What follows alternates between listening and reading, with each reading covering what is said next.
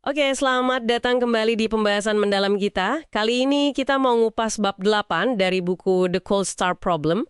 Fokusnya nih soal langkah krusial yang sering kelewat pas bangun jaringan baru, yaitu mecahin masalah yang paling susah. Sumber kita kali ini ngarah ke evolusi dunia kencan online, spesifiknya tantangan gede sebelum Tinder muncul gitu. Misi kita kali ini coba pahamin kenapa sih fokus ke pengguna yang paling susah didapat, si sisi sulit ini, kok jadi kunci sukses di awal. Siap ya, kita bongkar? Siap banget. Ini kan inti dari tantangan memulai sesuatu yang baru ya. Bukan cuma soal dapetin pengguna, tapi dapetin pengguna yang pas gitu. Dan seringnya pengguna yang paling berharga justru yang paling susah ditarik, paling susah dipertahanin. Nah, mereka inilah yang disebut sisi sulit dari sebuah jaringan. Bab ini ngebedain banget sama sisi mudah. Itu loh, pengguna yang relatif lebih gampang lah buat gabung. Kuncinya ada di prioritas. Siapa dulu nih yang harus dibikin seneng? Nah, sumber kita ini ngasih gambaran menarik soal era sebelum Tinder. Situs kencan awal itu kalau diingat-ingat mirip banget sama iklan baris digital gitu ya. Betul, kayak iklan baris. Pasang profil, terus siapa aja bisa ngirim pesan. Iya kan? Kedengarannya simple, tapi ternyata, wah bikin masalah gede. Pengguna yang populer, seringnya perempuan ya, itu benar-benar dibanjiri ratusan pesan. Kebayang nggak sih capeknya nyortirin semua itu? Dan ini bukan gangguan sepele loh. Ini masalah fundamental yang rusak pengalaman pengguna intinya. Mereka ini pengguna populer ini, itu kan sisi sulit di ekosistem kencan. Kalau mereka ngerasa kewalahan, nggak nyaman, terus cabut, wah, daya tarik platformnya bisa langsung anjlok. Pengguna lain, sisi muda, jadi nggak punya alasan kuat buat bertahan gitu. Prinsip ini berlaku di mana-mana sih sebenarnya. Kamu harus fokus mecahin masalah paling pelik buat kelompok inti yang paling berharga ini dulu. Mereka itu aset langka yang nentuin sehat nggaknya jaringan itu. Jadi sebelum Tinder kan ada usaha lain ya. Saya ingat ada yang pakai kuis panjang atau algoritma jodoh yang rumit gitu. Tapi kayaknya itu belum benar-benar nyentuh akar masalah banjir pesan buat sisi sulit ini ya. Betul sekali. Algoritma mungkin nyoba nyariin pasangan yang lebih cocok, ya kan? Tapi nggak ngatasin masalah dasar interaksi awal yang chaos buat pengguna populer itu. Mereka ya tetap aja kewalahan. Nah, disinilah Tinder bikin terobosan. Bukan dengan algoritma yang lebih canggih di awal, tapi dengan ngubah mekanisme interaksinya itu sendiri. Ah, ini nih bagian serunya.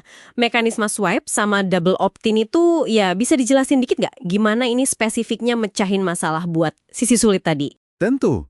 Jadi, mekanisme double opt-in ini kuncinya.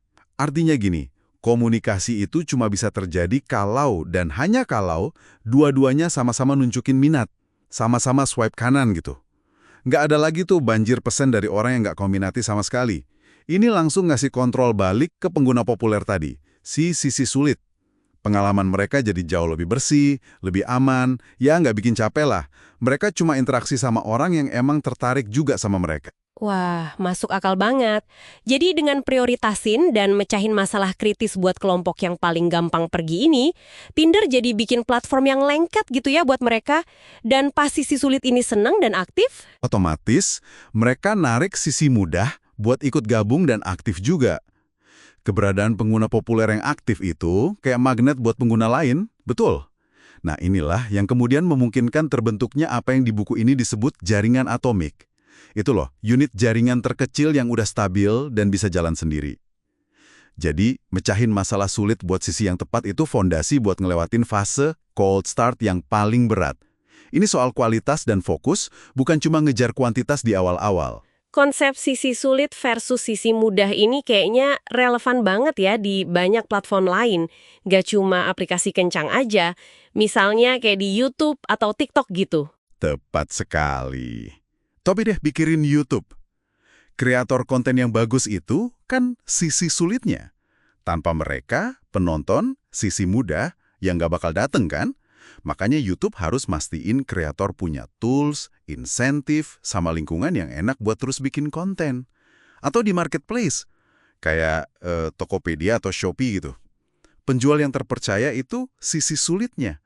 Kalau nggak ada barang bagus dan variatif dari penjual, pembeli, sisi muda, ya males kan belanja di situ? Hampir di setiap jaringan dua sisi, pasti ada satu sisi yang kebutuhannya lebih rumit dan krusial buat dipenuhin duluan biar jaringannya awet. Oke. Jadi, apa nih intisari utama yang bisa kita ambil dari pembahasan bab 8 dan kasus Tinder ini? Buat Anda yang mungkin lagi bangun sesuatu atau sekedar pengen paham aja dinamika jaringan di sekitar kita. Intinya sih fokus strategis ya. Pas mau mulai jaringan baru, jangan cuma kejebak ngejar angka pengguna aja. Coba identifikasi dulu siapa sih sisi sulit Anda, kelompok inti mana yang paling berharga, tapi juga paling susah didapat atau dijaga. Nah, abis itu, curahin deh energi awal buat mecahin masalah paling dasar buat mereka. Kayak yang dilakuin Tinder. Solusi cerdas buat masalah sisi sulit ini bisa jadi pemicu pertumbuhan seluruh jaringan loh. Ini benar-benar ngubah cara pandang soal memulai sesuatu ya. Nah, sebagai penutup nih, mungkin ini pertanyaan menarik buat Anda renungin di rumah. Coba deh pikirin platform atau jaringan lain yang sering Anda pakai sehari-hari. Bisa medsos, aplikasi ojek, atau bahkan komunitas hobi Anda. Siapa sih sisi sulit di jaringan itu? Dan masalah unik apa yang wajib dipecahin sama platform itu biar mereka tetap eksis dan bikin jaringannya sukses? Menarik kan buat dipikirin?